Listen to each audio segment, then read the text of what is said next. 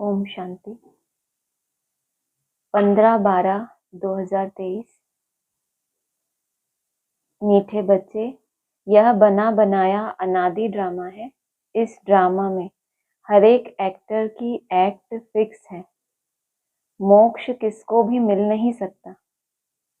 प्रश्न है, शिव बाबा अशरीरी है, वह शरीर में किस लिए आते हैं, कौन सा काम करते हैं और कौन सा नहीं। बाबा कहते हैं, बच्चे मैं इस शरीर में तुम्हें सिर्फ मुरली सुनाने आता हूँ। मैं मुरली सुनाने का ही काम करता हूँ। मैं खाने पीने के लिए नहीं आता हूँ। मैं आया हूँ तुम्हें नई राजधानी देने। बाकी स्वाद तो इनकी आत्मा लेती है। गीत है, छोड़ भी दे आकाश सिंहासन। ओम शांति। गीत बजाए ही वह जाते हैं जिसमें अपना ताल्लुक हो। भक्ति मार्ग में तो सोचते हैं भगवान ऊपर आकाश में बैठा है तो वो अपना कोई सिंहासन छोड़ के नीचे आएगा, और हम जो गीत बजाते हैं उनका ज्ञान मार्ग से ताल्लुक होता है कि उस आकाश सिंहासन पर बैठ जाती है जब परमात्मा की आत्मा, तो उसको जब भक्त या बच्चे पुकारते हैं कि अब उस आकाश सिंहासन को छोड़ के हमारा कल्याण करो। आकाश में कोई तख्त नहीं है। आकाश इस पोलार को कहा जाता है, बाकी आकाश तत्व में तो तख्त नहीं है। न परमपिता परमात्मा इस आकाश में तख्त पर रहता है। बाप बच्चों को समझाते हैं, हम परमपिता परमात्मा, मैं परमपिता परमात्मा नहीं, क्या हम परमपिता परमात्मा, और तुम बच्चे जो आत्माएं हो, दोनों इस सूर्य चांद सितारों से उस पार रहते हैं। उसको मूल वतन कहा जाता है। जैसे यहाँ आकाश में सूर्य चांद सितारे हैं, वैसे हूबहू झाड़ के मौफिक महातत्व में भी आत्माएं रहती हैं। जैसे झाड़ में अलग अलग सेक्शन है, ऊंची स्टेज नीची स्टेज, ऐसे वहां भी आत्माएं रहती हैं। जैसे सितारे आकाश पर खड़े हैं, कोई चीज पर आधार नहीं है। अहम आत्माएं और परमात्मा बाप, हम सब रहने वाले महातत्व में हैं। स्टार मौफिक ही हैं, ज्ञान सूर्य, ज्ञान चंद्रमा, ज्ञान सितारे। अब यह तो समझाया है कि जब जब भीड़ पड़ती है, दुख होता है, तब आता हूँ। पुराने को नया बनाना है जरूर। पुराने में ही भीड़ होती है। कलयुग में है दुख की भीड़, स्वर्ग में तो सुख ही सुख है। फिर से मुझे आकर सहज ज्ञान और सहज राजयोग सिखलाना होता है।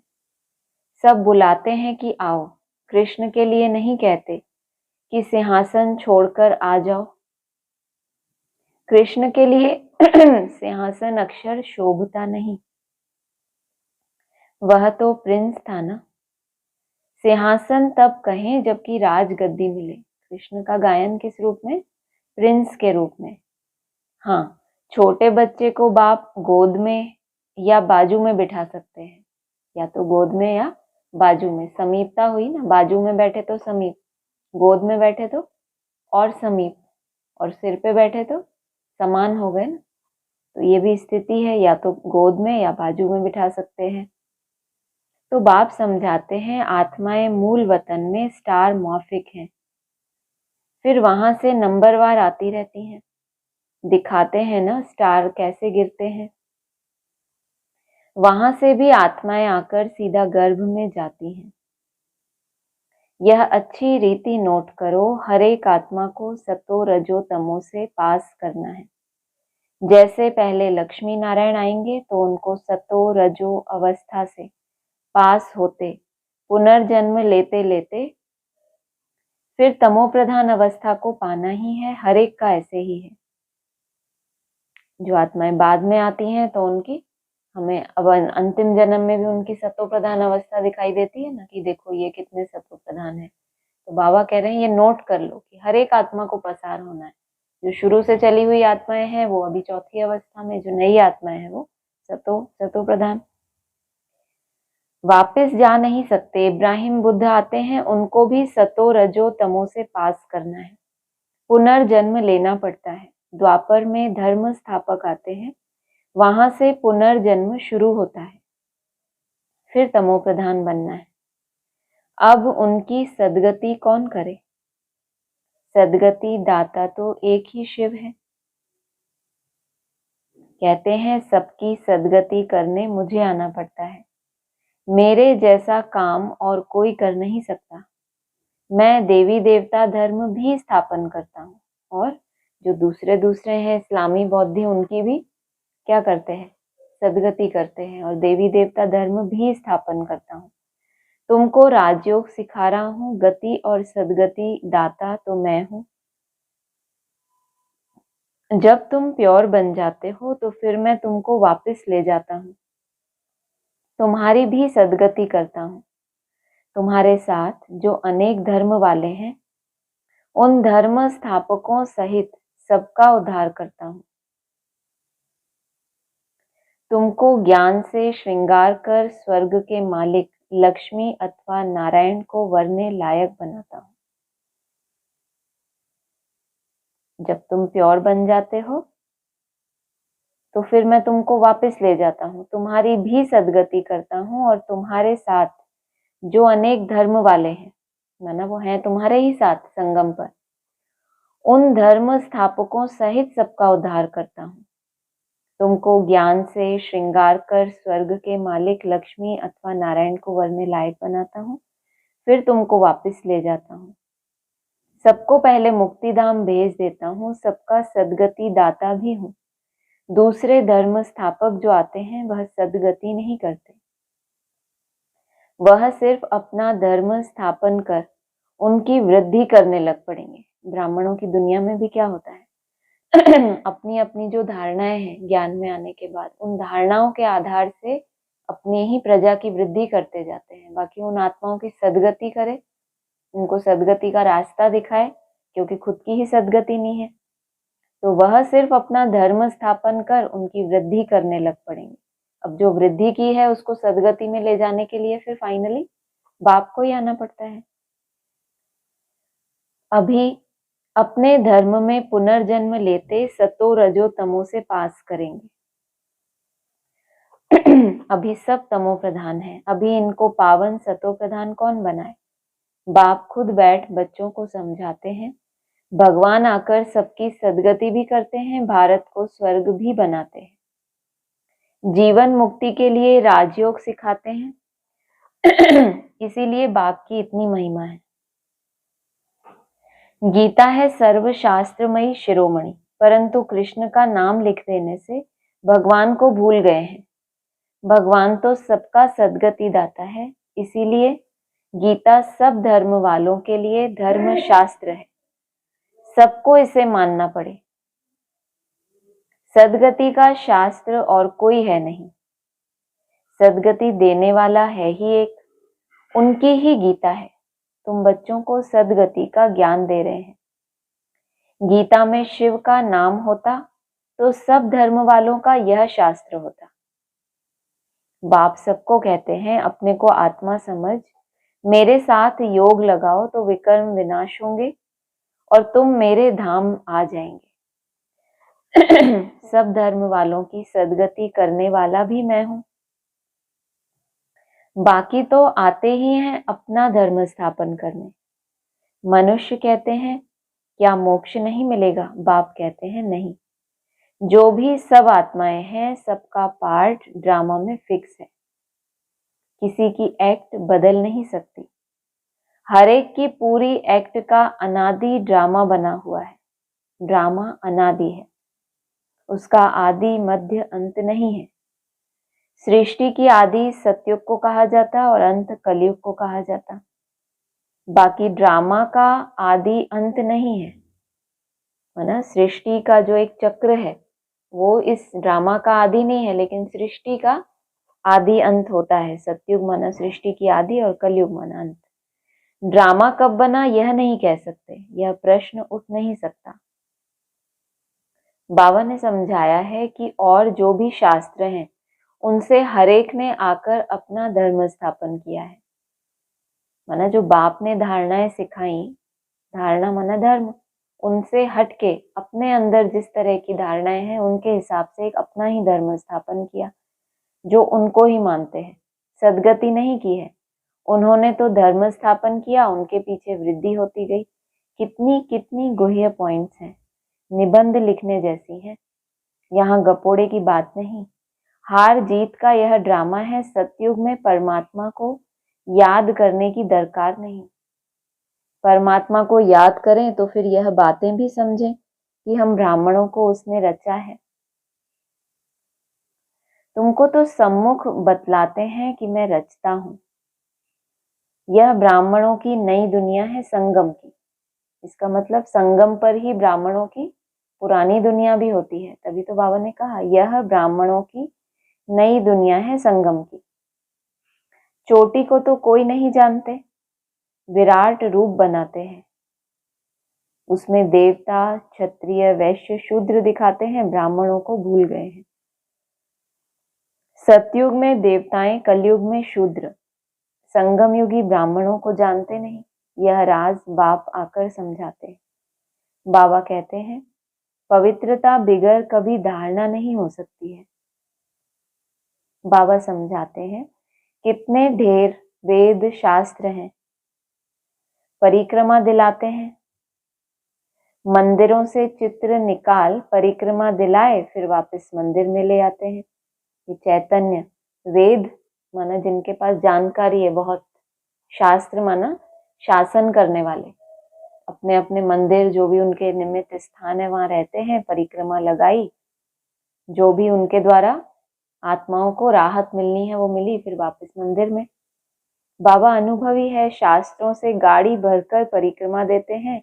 ऐसे ही फिर देवताओं के चित्र भी गाड़ी में रख परिक्रमा दिलाते हैं।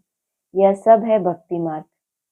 तुम हो शिव शक्तियां, तुम सारे विश्व की सदगति करती हो, परंतु यह कोई जानते नहीं कि देलवाड़ा मंदिर हूबहू इन्हों का यादगार है। ऐसा मंदिर कहीं नहीं है। जगदम्बा है, शिव बाबा भी है, शक्तियों का चबूतरा भी बना हुआ है। कहाँ? देलवाड़ा मंदिर में शिव बाबा भी है और जगदम्बा भी। और शक्तियों के लिए क्या बनाया? बहुत सारी है ना, तो चबूतरा इकट्ठी बैठ जाओ। भक्ति मार्ग में फिर से ऐसे मंदिर बनेंगे, फिर विनाश होगा तो यह सब खत्म हो जाएगा। सतयुग में कोई मंदिर होता नहीं, यह सब भक्ति मार्ग का विस्तार है। ज्ञान में तो चुप रहना है, एक शिव बाबा को याद करना है। शिव बाबा को भूल औरों को याद करेंगे तो अंत में फेल हो जाएंगे। ऐसा नहीं कि अंत में और किसी को याद किया तो फेल हो जाएंगे। अभी ये डायरेक्शन दे रहे हैं कि अगर अभी भी शिव बाबा को भूल औरों को याद करेंगे तो फेल कहाँ जाके होंगे? अंत में, क्योंकि लंबे समय का अभ्यास पड़ा भूलने का। फेल नहीं होना है। मनुष्य मरते हैं तो उनको कहते हैं राम राम कहो, परंतु ऐसे याद आता नहीं है। सिर्फ कहने से, कई बार अभ्यास है ना, मेरा बाबा मीठा बाबा बोलते हैं लेकिन उस समय भी याद नहीं होती है, वो मुख का एक जाप होता है। अनुभव होगा ना ये, राम राम कहो परंतु ऐसे याद आता नहीं है। फिर भी गाया जाता है अंत काल जो नारायण सिमरे, बात अभी की है। भंबोर को आग तो लगनी है, अंतकाल जो नारायण सिमरे। अंतकाल जो बरोबर अब तुम समझते हो, हम नारायण या लक्ष्मी को वरेंगे, स्वर्ग के लिए तैयार हो रहे हो, स्वस्थिति में गया, ऐसा हम सर्टिफिकेट दे खुद को कि स्वस्थिति में गया। कितने समय के लिए गया वो अलग बात, वहां के लिए तैयार हो रहे हो। बाबा बिगर यह ज्ञान कोई दे नहीं सकते। यह बाबा भी कहते हैं कि अब हमको शिव बाबा ने बताया है। इनको शक्ति सेना या पांडव सेना कहा जाता है। पांडव नाम है महारथियों पर, शक्तियों की फिर शेर पर सवारी दिखाते हैं, और महारथी की महावीर की हाथी पर, महारथी की रथ पर, 4 घोड़ों पर। शक्तियों की फिर शेर पर सवारी दिखाते हैं। तो बाप कहते हैं जैसे कल्प पहले सहज राजयोग सिखाया था, हूबहू इसी प्रकार सिखा रहा हूं। जो भी एक्ट चलती है कल्प कल्प वही चलेगी, इनमें फर्क नहीं पड़ सकता। फिर कल्प कल्प यह पाठ चलेगा। बाबा कहते हैं, तुमको गुह्य गुह्य बातें सुनाता हूँ। पीछे क्या होने वाला है सो तो फिर पीछे सुनाएंगे ना। पीछे क्या होने वाला है वो कब सुनाएंगे? पीछे सुनाएंगे। अब बाबा तो गुप्त हो गए, अव्यक्त वाणियां बंद, मुरली चलना बंद, तो पीछे के लिए भी कुछ मैटर बाबा ने छोड़ा है जिसको बोला मिस्ट्री, तो उसको खोलने के लिए भी तो कोई निमित्त चाहिए ना। पीछे क्या होने वाला है सो तो फिर पीछे सुनाएंगे ना। अभी सब सुना दूं तो क्या बस वापस चला जाऊं? अगर सारा ही सुना दिया होता तो फिर क्या वापस ही चला जाए? अंत तक नई पॉइंट सुनाते रहेंगे। हम गीता की महिमा बहुत करते हैं, परंतु उस गीता या महाभारत में तो हिंसक लड़ाई आदि दिखा दी है। अब लड़ाई तो है नहीं, तुम्हारी तो है योग बल की बात। अहिंसा का अर्थ कोई भी नहीं जानते, सिर्फ स्त्री को नरक का द्वार कह दिया। वास्तव में नरक का द्वार तो दोनों है। अब उनको फिर स्वर्ग का द्वार कौन बनाए? वह तो भगवान की ही ताकत है। यह गीत बाबा ने बनवाए हैं, फिर बनाने वालों ने, कोई ने ठीक बनाया है, कोई ने रॉन्ग बनाया है, मिक्स कर दिया है। रात के राही, थक मत जाना, ऐसे ऐसे गीत मैंने बनवाए हैं। किसने बनवाए ऐसे गीत? रात के राही। शिव बाबा रात में आते हैं ना, तभी तो शिवरात्रि गाई जाती है। अब रात में आएंगे तो कौन सा गीत बनवाएंगे कि अब रात के राही? मैं तो रात में आया हूं, लेकिन तुम हो उस रात में याद की यात्रा करने वाले राही। थक मत जाना, ऐसे ऐसे गीत मैंने बनवाए हैं। तो यहाँ की बातें और हैं। गौशाला भी है, वनवास भी है। क्या क्या है?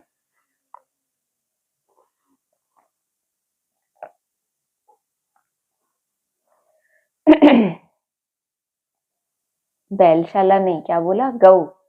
सतयुग में कैसे जानवर होते हैं? सब सात्विक, सरल स्वभाव माना, इसलिए बोला गौ। और वनवास है माना वैराग्य है, परंतु अर्थ नहीं समझते। हमने किसी को भगाया क्या? किसी को कभी कहा था कि कराची में चले आना? पूछो इन शक्तियों से। ब्रह्मा बाबा बोल रहे हैं कि ये जो भाग कर आई हैं, बैठी हैं, इनसे पूछो कि हमने किसी को कभी कहा कि अपना घर बार छोड़ के रात के 2 बजे सब इकट्ठी होके कराची चले आना। यह ड्रामा में पार्ट था, जिन पर सितम हुए तो चले आए। तो राइट क्या है वह बाप बैठ बतलाते हैं। शास्त्रों में तो जो लिखा है वह है भक्ति मार्ग। उनसे तो मेरे से मिल नहीं सकते, मेरे पास आ नहीं सकते, मुझे तो गाइड बन यहाँ आना पड़ता है। कहते हैं ऐसा तन क्यों नहीं लिया जो गृहस्थी ना हो? अरे मुझे तो गृहस्थी के तन में ही आकर उनको ज्ञान देना है, उनके ही 84 जन्म बताता हूँ। तो कितनी गुह्य बातें हैं। यह नए धर्म के लिए नई बातें, ज्ञान भी नया है। अंत तक बाबा ने क्यों बोला अंत तक नई नई पॉइंट सुनाते रहेंगे? क्योंकि मन को हमेशा क्या चाहिए?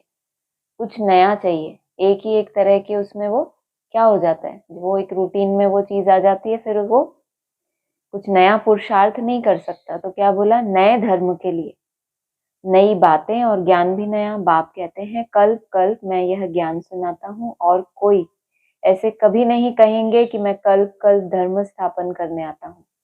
लक्ष्मी नारायण दोनों नहीं कहेंगे कि हम फिर से राजाई करने आए हैं। वहां यह ज्ञान ही प्रायः लोप हो जाता है। शास्त्र तो बाद में अनेक बना दिए हैं। हम ब्राह्मणों के लिए एक ही गीता है। धर्म भी स्थापन करता हूँ और सदगति भी सबकी करता हूँ। डबल काम हुआ ना। पहला धर्म की स्थापना करना, जो धारणाएं भगवान ने सिखाई हैं वो धारणाएं जीवन में आ जाए, उसमें हमारी मन बुद्धि स्थिर होने लगे। उसके बाद ऐसे जो धर्म की स्थापना में स्थिर हुए उनको सदगति देना। अब हम जो सुनाते हैं वह राइट है या उन्हों का राइट है, सो तो तुम जानते हो। मैं कौन हूँ? मैं ट्रूथ हूँ। मैं कोई वेद शास्त्र नहीं सुनाता हूँ। भले इसने पढ़े तो बहुत हैं, परंतु वह सुनाते थोड़े ही हैं। यह तो शिव बाबा नई नई बातें सुनाते हैं। वह तो अशरीरी है, सिर्फ यह मुरली सुनाने का काम करने आते हैं, न कि खाने पीने आते हैं। मैं तो आया ही हूँ तुम बच्चों को फिर से राजधानी देने। स्वाद इनकी आत्मा लेती है। हर एक का धर्म अलग है, उन्हें अपना धर्म शास्त्र पढ़ना है। यहाँ तो ढेर शास्त्र पढ़ते रहते हैं, सार कुछ भी नहीं है। सार कुछ भी नहीं, जितना पढ़ते रहते हैं असार संसार होता जाता है। सिर्फ उस शास्त्रों को, मुरलियों को, वाणियों को पढ़ते रहते हैं। अपनी अवस्था नहीं है तो उसमें से कोई सार भी निकाल नहीं सकते, क्योंकि बाबा ने बोला है ना, खुद पॉइंट रूप स्थिति में स्थित होंगे तो आपको वो पॉइंट भी टच होगी कि बाबा इस पॉइंट के माध्यम से क्या कहना चाहते हैं। जितना पढ़ते रहते हैं असार संसार होता जाता है। तमो प्रधान बनना ही है। पहले पहले सृष्टि में तुम आए हो, तुम ब्राह्मणों ने माता पिता से जन्म लिया है। उस तरफ है आसुरी कुटुंब है, यहाँ है ईश्वरीय कुटुंब। फिर जाकर दैवीय गोद लेंगे, स्वर्ग के मालिक बनेंगे। माता पिता की मत पर चलेंगे तो स्वर्ग के सुख घनेरे मिलेंगे। बाकी रुद्र ज्ञान यज्ञ में विघ्न तो जरूर पड़ेंगे। बाप कहते हैं बच्चे, विकारों पर जीत पाने से ही तुम जगत जीत बन सकते हो। ऐसे थोड़े ही शादी नहीं करेंगे तो कमजोर रह जाएंगे। सन्यासी पवित्र बनते हैं, फिर यह कितने मोटे तंदुरुस्त होते हैं। यहाँ तो ब्रेन का काम है, मेहनत है, माना बाबा जो हमसे मेहनत करवा रहे हैं। लास्ट समय में जो सेवा है हमारी अंडरग्राउंड होने की, तपस्या की, उसमें कौन सा काम है? सिर्फ ब्रेन का काम है। दधीची ऋषि का मिसाल है ना। सन्यासियों को तो बहुत माल मिलता है, बाबा खुद बहुत माल खिलाते थे। बाबा ने तो 12-12 गुरु किए थे ना, तो वो सन्यासी ही तो थे, तो बाबा खुद उनको बहुत माल खिलाते थे। यहाँ तो बहुत परहेज रखनी पड़ती है ना। जैसे सन्यासी पवित्र तो रहते हैं लेकिन खान पान की उतनी परहेज नहीं। बाबा कह रहे हैं उनके मुकाबले यहाँ तो बहुत परहेज रखनी पड़ती है। अच्छा, मीठे मीठे सिकी लधे बच्चों प्रति माता पिता बाप दादा का याद प्यार गुड मॉर्निंग। रूहानी बाप की रूहानी बच्चों को नमस्ते। रूहानी बच्चों की रूहानी बाप दादा को नमस्ते। धारणा के लिए सार है, ज्ञान की अच्छी धारणा के लिए पवित्रता के व्रत को अपनाना है। अंत काल है, इसीलिए ऐसा अभ्यास करना है जो एक बाप के सिवाय और कोई याद ना आए। दधीची ऋषि मिसल सेवा करते, विकारों पर विजय प्राप्त कर जगत जीत बनना है। वरदान है, समय की रफ्तार प्रमाण सर्व प्राप्तियों से भरपूर रहे, माया जीत बनने वाले तीव्र पुरुषार्थी भव। बाप दादा ने जो भी प्राप्तियां कराई हैं उन सर्व प्राप्तियों को स्वयं में जमा कर भरपूर रहो।